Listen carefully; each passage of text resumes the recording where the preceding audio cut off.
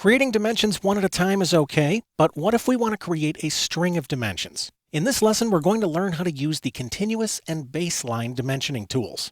On my screen, I've got a mechanical part, and I'd like to add some dimensions to this drawing. Now, I've already created a layer for these, and I'd like to start out by creating a linear dimension from the endpoint here to the endpoint here. And I'll pull this out, and I'll place it right there. Now, this is a nice overall dimension, but what if I'd like to create a dimension string to label the location of all of these other points? Well, I could do that manually, but instead, I'm going to use a dimensioning tool that will do most of the work for me. And I'm afraid the tool we're looking for is not in this menu. This is actually a limited set of dimensioning tools. Instead, I'm going to click on the Annotate tab, where I can get access to all of the tools associated with dimensioning. The one I'm looking for is right here. This guy will let us create a continuous dimension string. Here's the trick. I have to create the first dimension manually.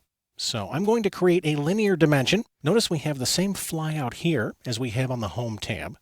And I'll create my dimension from the endpoint here to the endpoint here, and I'll pull this out and place it. Now I'll move up and click the continuous icon, and notice that AutoCAD picks up right where I left off, allowing me to dimension all of these other points, and it places the dimensions automatically. When I'm finished, I'll press the Escape key. Now, this is nice, but what if I'd like to create a series of dimensions to a common baseline?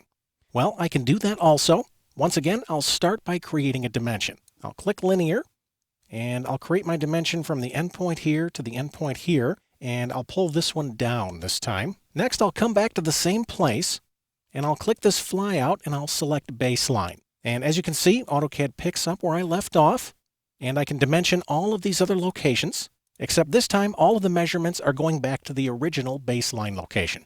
So in the event we need a series of dimensions, it's nice to know that we don't have to create them one by one. Whether they be a continuous string or baseline dimensions, AutoCAD is a tool to create them automatically.